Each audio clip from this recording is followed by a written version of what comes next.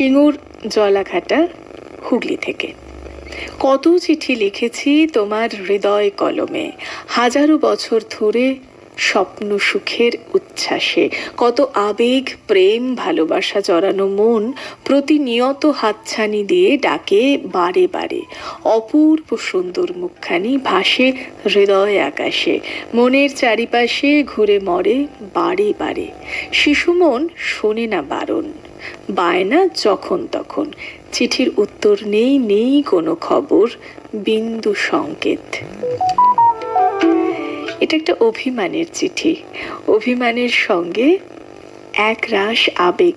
আসলে আমরা যারা আবেগপ্রবণ তারাই তো তাদেরই তো অভিমান হয় যখন আমরা যে জিনিসটা চাই। আসলে প্রত্যেকেই আমরা প্রত্যাশা করি, আর সেই প্রত্যাশাগুলো মরে গেলে আমাদের আবেগকেও মেরে দিতে হয়।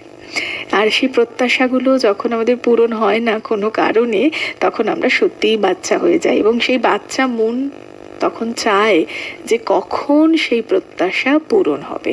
না হলেই অভিমান, আর অভিমান থেকেই এক রাশ হতাশা। তাই অভিমান থাকুক, মান অভিমান না থাকলে আমাদের ভিতরের আবেগগুলো কোথাও না কোথাও মরে যাবে। তাই অভিমান থাকুক, অভিমান এইভাবেই চলতে থাকুক, আর থাকুক এক রাশ প্রত্যাশা। কিন্তু এমন প্রত্যাশা রাখবেন না কখনোই যে প্রত্যাশা আপনাকে বারবার কষ্ট দিচ্ছে। তাহলে কিন্তু আপনি বারবার কষ্ট পেতে থাকবেন, আর সেই কষ্টে একমাত্র আপনিই ভুগবেন।